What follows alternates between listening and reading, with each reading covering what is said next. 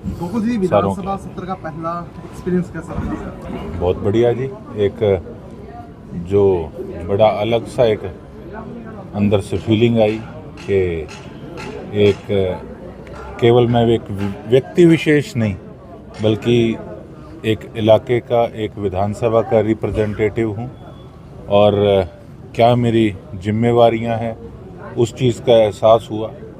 और वहाँ बैठ के एक अनुभव भी हुआ और अंदर से एक आवाज़ आई कि कोई भी व्यक्ति पूर्ण तरीके से हर चीज़ में कोई परफेक्ट नहीं होता, पर फिर भी अपने आप से कई चीज़ें पूछी और समझी कि हाँ, कहाँ हमारी गलतियाँ होती हैं, कहाँ हमारी कमी होती है।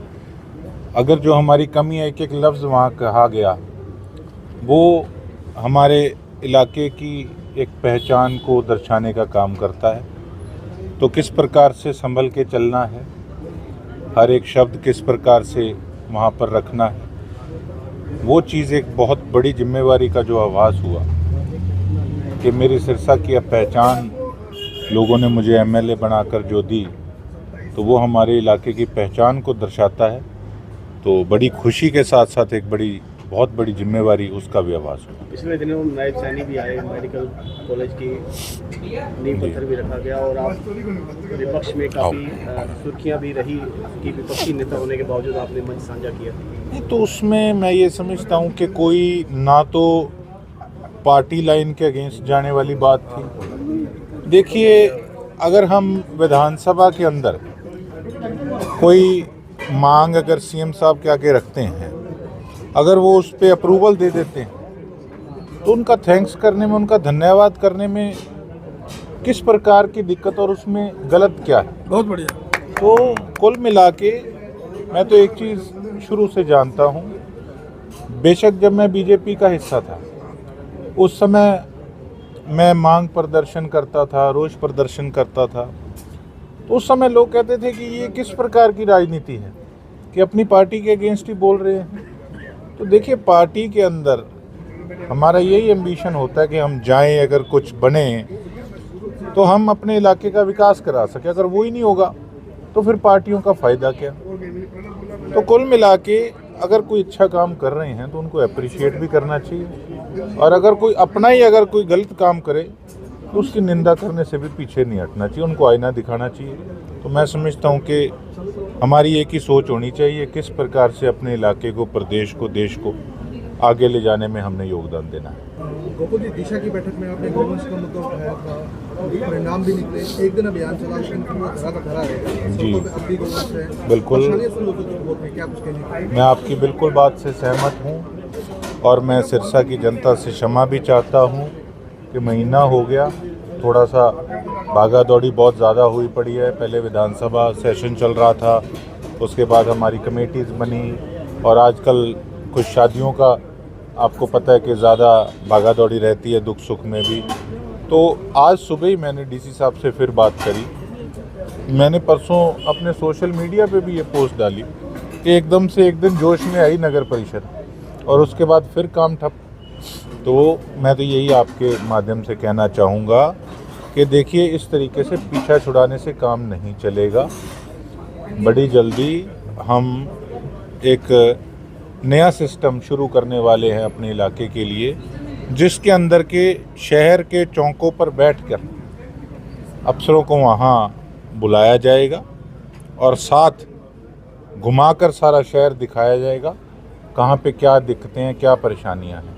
हमने पता किया, जो रामनगरिया और केलनिया जो गौशाला है उसके अंदर कुछ संख्या तक जो हाँ वहाँ पर रखे जा सकते हैं, उससे ज़्यादा नहीं, वहाँ पे जो बेसहारा पशु हैं वो रखे जा सकते।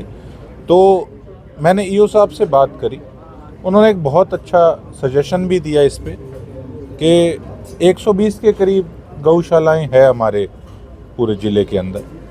तो हर गौशाला में अगर 20-20, 30-30 हम बेसहारा पशुओं को भेजें तो यहाँ हमारे सिरसा स्ट्रे कैटल फ्री जो है वो होगा। और अब रामनगरिया की गौशाला के सामने भी कुछ नगर परिषद की जगह पड़ी है, तो वहाँ पर भी डीसी साहब से बात हुई तो प्रपोज़ल वगैरह सारी तैयार हो रही है।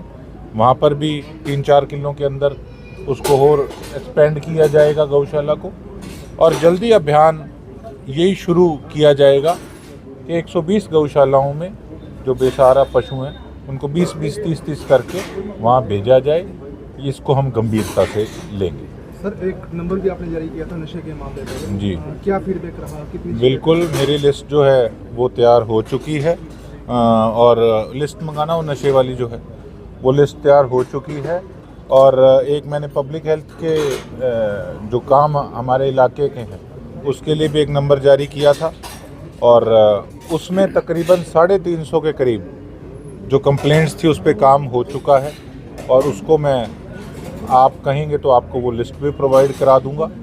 और जो नशे पे रोक लगने की बात है वो अभी जितने यहाँ ठिकाने हैं और है सिस्टम है, तो उसको मैं ये सोच रहा हूँ कि हमारी स्टेट पुलिस के साथ साथ हम किसी सेंट्रल एजेंसी को भी वो लिस्ट प्रोवाइड कराएं, ताकि इस पे बढ़िया तरीके से शिकंजा कसा जाए। लेटर लिखा है, इसके पीछे डिटेल भी सारी हमने दी है अड्डों की जहाँ जहाँ पर नशा बिक रहा है, और कुछ और ऐसे ऑफिशियल लेटर हैं जो आपके आगे मैं ओपनली नहीं दिखा सकता। तो लगे हुए हैं, और भी काम काफ़ी हैं जिस पे पूरी मेरी तरफ से चल रही है कार्रवाई, और उसके बाद उसका फीडबैक भी लिया जाएगा कि किस प्रकार से क्या काम रहा।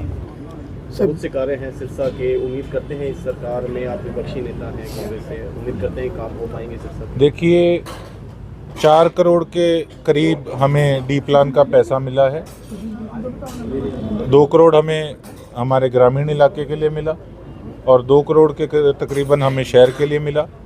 तो उसमें मैंने जो प्रायोरिटी पे रखा है काम, वो गांव के लिए जिम प्रोवाइड कराने के लिए, जो हमारी युवा पीढ़ी की डिमांड भी थी, और नशे को रोक लगाने के लिए कोई स्पोर्ट्स ज़रूरी है, तो यही प्राथमिकता रखी कि 31 के 31 गाँव में, तकरीबन 2 गाँव में जिम है, बाकियों में नहीं है, तो 29 गाँव में मैं जिम जो है वो बनवाने की मेरी प्रायोरिटी है। और उसके साथ साथ जिम के साथ साथ जहाँ वो कमरों में सेटअप किया जाएगा, उन कमरों को भी रेनोवेशन करके बढ़िया बनाया जाए, वो भी प्रपोज़ल हमने दी है। और उसके साथ साथ शहर के अंदर आज सुबह से मैं हर मार्केट के अंदर, हर पूरे बाज़ार के अंदर मैंने खुद राउंड आज लगाया है, और मैंने सारी वो नशे वाली देना, वो सारी डिटेल आज मैंने लिखी है, और तकरीबन 2 करोड़ रुपए से हम जो शहर के सारे डिवाइडर हैं उनको ठीक कराने का काम करेंगे। और एक बड़ी महत्वपूर्ण चीज़ मैं कहना चाहूँगा कि देखिए, जितने प्लांट्स लगे हुए हैं डिवाइडरों पे, कहीं ना कहीं मैं ये समझता हूँ, माफ़ी चाहता हूँ अगर जिसने भी लगाए हैं वो इस चीज़ को बुरा ना माने।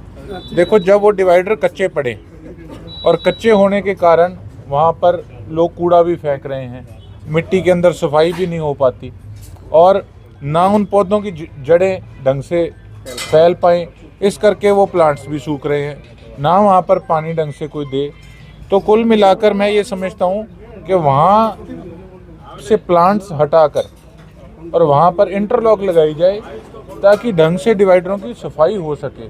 अब आप देखेंगे, मैं दिखाऊंगा भी लाइव होकर आपको कि डिवाइडरों के अंदर किस प्रकार से मिट्टी के अंदर लोग कूड़ा फेंक रहे हैं, और जड़ों करके डिवाइडर भी सारे जो है कहीं से कोई फूट रहा है, कहीं से कुछ हो रहा है। तो एक सफाई होनी बड़ी ज़रूरी है, प्लांटेशन बहुत ज़रूरी है। उसके लिए हम बढ़िया जगह देख के प्लांटेशन करेंगे, और फॉरेस्ट डिपार्टमेंट से जो प्लांट गार्ड आता है बाकायदा, वो भी आज मैंने कहा है चेक कराने के लिए कि कितने गार्ड यहाँ पे इनके पास हैं, तो उनको लगाकर सही ढंग से अच्छे पौधे लगाएंगे। और आने वाले समय के अंदर, अभी समय लगेगा, लेकिन सारी रूपरेखा हम जो है वो तैयार कर रहे हैं। सर, अतिक्रमण बड़ा मामला है शहर का, आपने राउंड भी किया शहर में जी। क्या स्टेप रहेंगे अतिक्रमण को? देखिए, मैंने एक स्पष्ट तौर पे एक बात कही थी कि देखिए, कई हमारे दुकानदार भाई तकरीबन 5-5 फुट आगे सामान रख लेते हैं। तो मैं एक बात कहना चाहूँगा कि देखो, इन चीज़ों पे मैं किसी प्रकार से कोई कॉम्प्रोमाइज़ हम नहीं करने वाले, और अपना सही ढंग से हर आदमी अपनी दुकानदारी चलाए। अब जिसने 5-6 फुट आगे सामान रख रखा है, उसके साथ वाले दुकानों वाले परेशान हो रहे हैं, ना वहाँ पे कोई व्हीकल ढंग से खड़ा कर पाए। दूसरे भी जो व्यवस्था है ना, व्यवस्था बिगड़ी हुई है।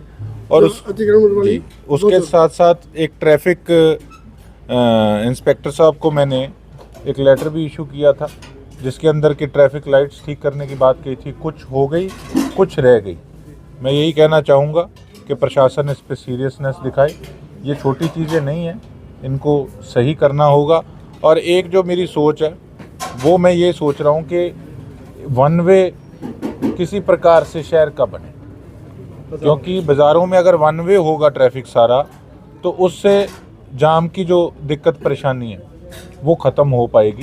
तो उसके लिए भी जल्द हम डिस्कशन करेंगे एडमिनिस्ट्रेशन से। सर, एक आवारा पशु जैसे छोड़ देते हैं, लोग दूध निकालते हैं, फिर उनको बाज़ारों में छोड़ देते हैं, फिर दूध के समय फिर पकड़ लेते हैं, तो उनके प्रति क्या कार्रवाई रहेगी? मैंने ये पता किया कि ये असल दिक्कत आ कहाँ रही है, ये क्यों नहीं इस पर एक्शन ले रहे।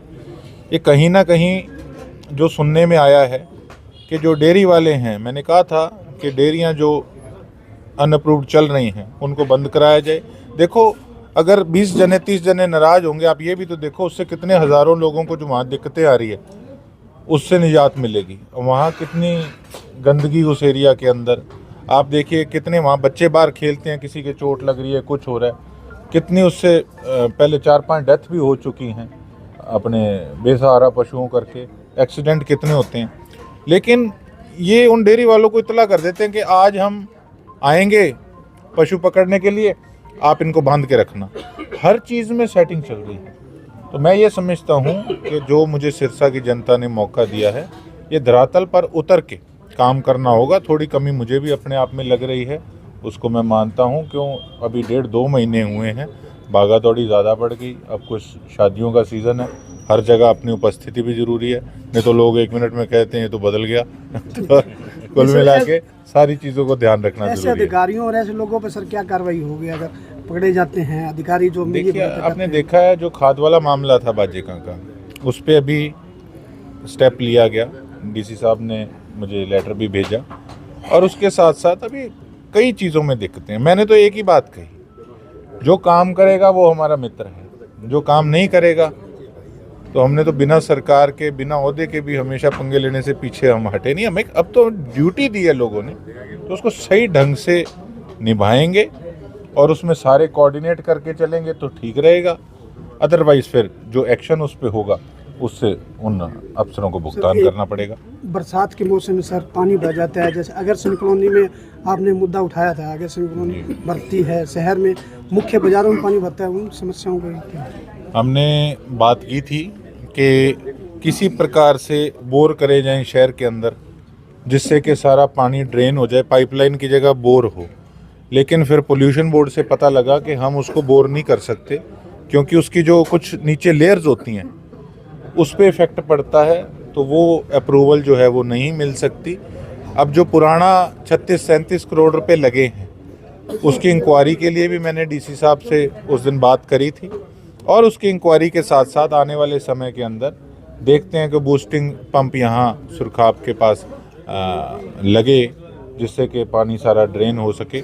और देखते उस पर भी आएंगे। एक बार पहले तो जो स्ट्रे कैटल है या हमारे जो डंप पॉइंट है, उनको किस प्रकार से वहाँ से उठाया जाए, तो काम काफ़ी हैं जी, लगे हुए हैं। डिवाइडरों का ही हाल देख के अभी डी प्लान का पैसा लगाना है हमारे, ये हो गया कि देखो कोई देखने वाला ही नहीं था, तो करेंगे।